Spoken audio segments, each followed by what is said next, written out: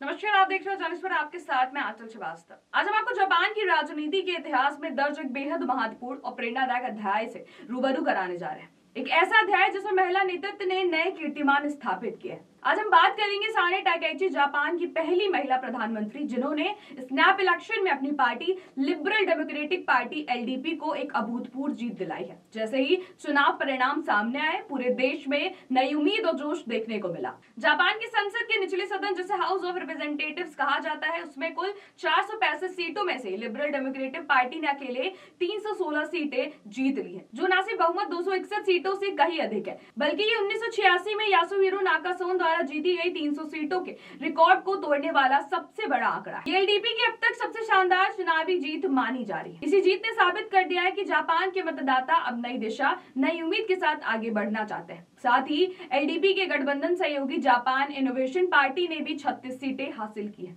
जिससे गठबंधन के पास कुल 352 सीटों का शानदार बहुमत बन गया।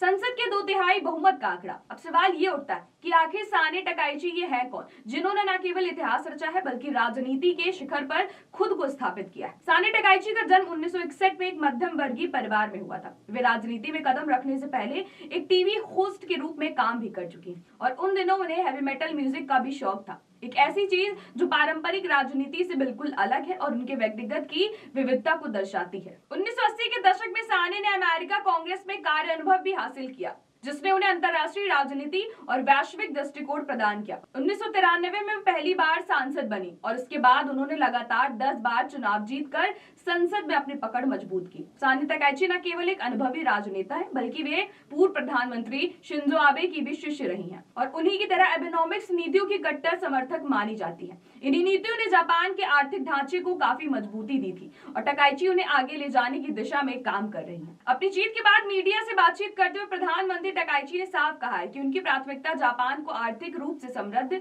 सामरिक रूप से मजबूत बनाना चाहती है। चीन के साथ उभरते तनाव और अमेरिका के साथ करीबी रिश्तों की चुनौतियों को देखते हुए उनकी रक्षा नीतियां जापान को नए स्तर पर ले जाने वाली हैं। आज साने टाकाइची सिर्फ एक प्रधानमंत्री नहीं बनी, वे महिलाओं के लिए प्रेरणा, नेतृत्व के लिए नए मानदंड और राजनीति में बदलाव के प्रतीक बन चुकी है। उनके सफर से हमें यह संदेश मिलता है कि किसी भी क्षेत्र में अगर आत्मविश्वास, लक्ष्य और प्रतिबद्धता हो तो नामुमकिन भी मुमकिन हो सकता है। तो ऐसे देश और दुनिया की बड़ी खबरों पर नजर रखने के लिए आप जुड़े रहिए जर्नलिस्ट के साथ। नमस्कार।